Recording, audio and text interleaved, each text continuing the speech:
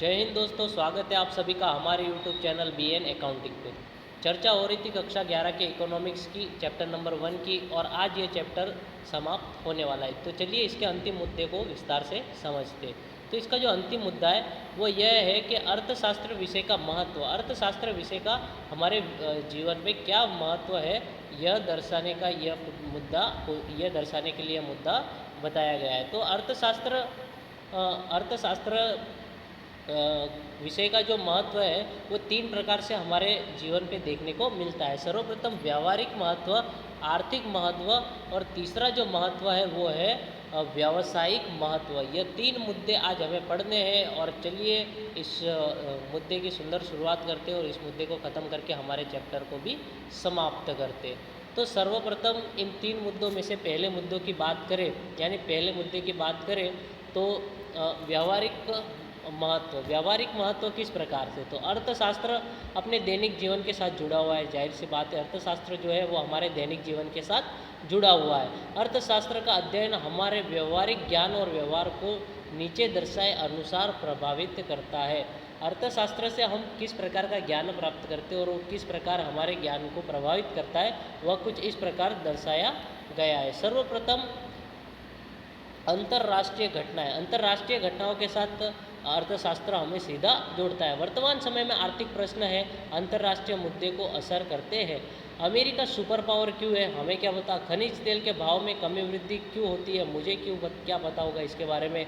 Russia और America, चीन और भारत में कौन सी आर्थिक समानता है और कौन से अंतर है, तथा कौन सा देश पूंजीवादी कहा जाएगा, यह भी हमें नहीं पता। किस देश को समाजवादी कहा जाता है, यह भी हमें नहीं पता। यह जानकारी हो तो हम किस देश के साथ सरलता से व्यवहार कर सकते हैं, और ये सारी जानकारी हमें किस प्रकार पता चलती है, अर्थशास्त्र विषय से। तो यदि हमें इनके बारे में कुछ भी ना पता हो तो अर्थशास्त्र का अध्ययन हमें इन सब जानकारी को जानने के लिए प्रेरित करता है और अंतर्राष्ट्रीय घटनाओं के साथ हमें जोड़ कर रखता है।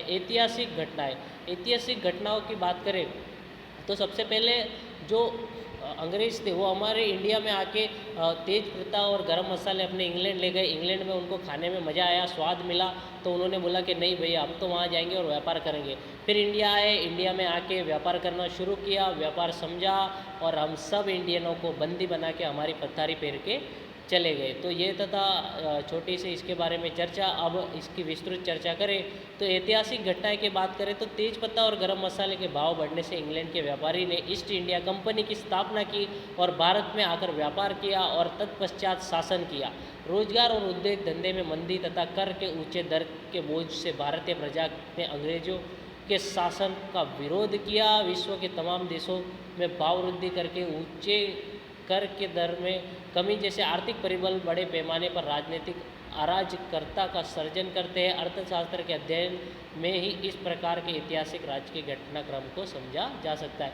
कि हम समझ सकते हैं कि भैया जो इंग्लैंड के लोग आए थे उन्होंने किस प्रकार से भाव वृद्धि की, किस प्रकार से टैक्स लगाया, किस प्रकार से हमसे अधिक कीमत ली। ये सारी जानकारी हमें कौन देता है, अर्थशास्त्र की पुस्तक देती है। इसलिए अर्थशास्त्र का यह की पुस्तक का एक और महत्व है कि हमें ऐतिहासिक घटनाओं को समझा जा सकता है। अब अर्थशास्त्र का जो दूसरा महत्व है, आर्थिक महत्व की बात करें तो दैनिक व्यक्तिगत निर्णय लेने के लिए हम रोज़मर्रा के जीवन में बहुत सारे आर्थिक कार्य करते हैं, और उनमें आर्थिक निर्णय लेने के लिए अर्थशास्त्र बहुत उपयोगी है।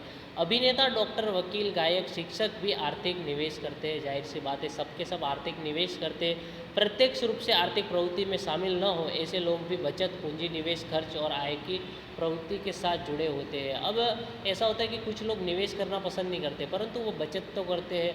बचत करने की प्रक्रिया भी आर्थिक प्रवृत्ति मानी जाती है। सामान्य गृहिणी से लेकर सरकार तक लोगों को अपने आर्थिक निर्णय लेने में अर्थशास्त्र मदद करता है। कि भैया अगर हमने इस प्रकार से पैसे जमा किए तो इतने पैसे हमारे पास हो जाएंगे, बैंक में जमा किए तो इतना हमको ब्याज मिलेगा। और यदि हमने इसको किसी शेयर्स को खरीदे या म्यूचुअल फंड में अगर हमने इसको लगा दिया तो इस प्रकार से हमें डिविडेंड या ब्याज मिल सकता है। ये सारे निर्णय हम कब ले सकते हैं, जब हमारे पास अर्थशास्त्र का ज्ञान हो। तो अर्थशास्त्र ये बताता है कि किस प्रकार से हमें निर्णय लेने हैं दैनिक आर्थिक प्रवृत्तियों में।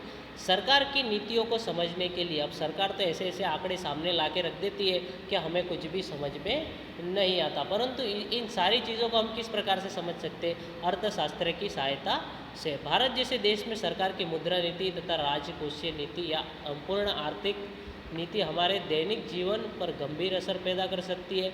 इसलिए अर्थशास्त्र का अध्ययन इन नीतियों को समझने तथा उनके अनुसार अपने निर्णय लेने में सहायक होता है। उदाहरण रिजर्व बैंक के रिपोर्ट में होने वाली परिवर्तनों के अनुसार हमें बचत और निवेश के निर्णय में लेना चाहिए। यानी कि अर्थशास्त्र ये आपको चीज़ें बता देता है कि भैया पैसों की कीमत अभी इतनी बढ़ रही है या पैसों की कीमत इतनी घट रही है, तो हमें निवेश करना है या नहीं, ये सारी जानकारी हमें अर्थशास्त्र से मिल जाती है। और सरकारी नीति यानी सरकार किस प्रकार से हमारे अर्थव्यवस्था को चला रही है, हमारे लिए कार्य कर रही है, रोजगार के अवसर उत्पन्न कर रही है, मंदी कम कर रही है, गरीबी हटा रही है, इस प्रकार की सारी जानकारी हमें अर्थशास्त्र समझने में मदद करता है।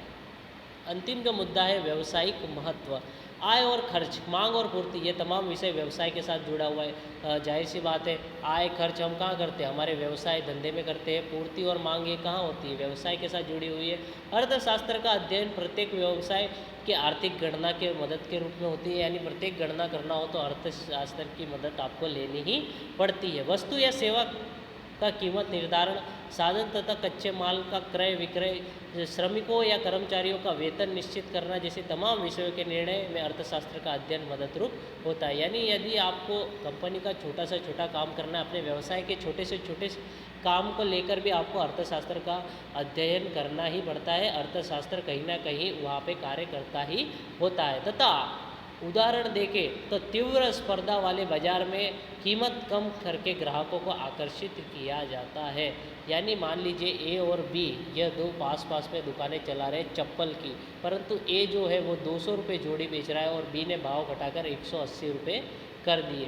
तो यहाँ पे स्पर्धा को देखते हुए बी ने भाव कम कर दिया, और जैसे ही बी का भाव कम हुआ तो लोगों में मांग बढ़ने लगी और लोग अधिक वस्तुएं खरीदने लगे। अर्थशास्त्र मूलभूत रूप से आर्थिक निर्णय लेने में सहायक और इसका व्यावसायिक महत्व है। आर्थिक विश्व में मानव के मुख्य 3 स्वरूप है। ग्राहक के रूप में जो मानव है वो 3 रूप में कार्य करता है अर्थशास्त्र में। एक तो वो ग्राहक बनता है, फिर उत्पादक बनता है, चीज़ों का उत्पादन करता है, या श्रमिक के रूप में यानी श्रम बांटकर एक भाग अदा करता है।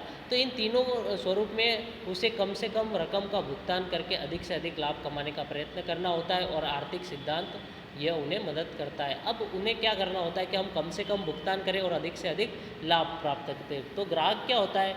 ग्राहक सोचता है कि जो वस्तु मैं खरीद रहा हूँ उसमें हमें कम से कम कीमत प्रदान करूँ और मुझे अच्छी से अच्छी वस्तु प्रदान करे और हमें वो अच्छी से अच्छी वस्तु मिले। यह ग्राहक की सोच होती है। परंतु जो उत्पादक की सोच होती है वह इस प्रकार सोचता है कि मैंने जितने पैसे लगाए हैं तो कम से कम पैसे लगा के मुझे अधिक से अधिक मुनाफे वाली कोई वस्तु प्राप्त हो, जिसे बेचकर मैं अधिक से अधिक मुनाफा प्राप्त करूं। जो कि श्रमिक ऐसा सोचता है कि हमें कम श्रम में अधिक से अधिक मुनाफा या वेतन मिले, अधिक से अधिक क्या मिले? वेतन मिले। इस प्रकार से तीनों अपने अपने हित में विचार करके कार्य करते थे। तो ये था अर्थशास्त्र का चैप्टर नंबर 1, जिसकी संपूर्ण जानकारी मैं आपको दे चुका हूँ। आशा है आपको सारा का सारा चैप्टर समझ में आ चुका है, और इस सारे के चैप्टर को आपको एक बार फिर रिवीजन करना है। न समझ में आए तो पुराने वीडियोस को देखना है। कोई भी सवाल हो तो आप कमेंट बॉक्स में पूछ सकते हो, अगले वीडियो में उसका संपूर्ण जानकारी आपको प्रदान की जाएगी। यहाँ तक बनने के लिए मेरे साथ बहुत बहुत शुक्रिया। हंसते रहिए, स्वस्थ रहिए और पढ़ते रहिए।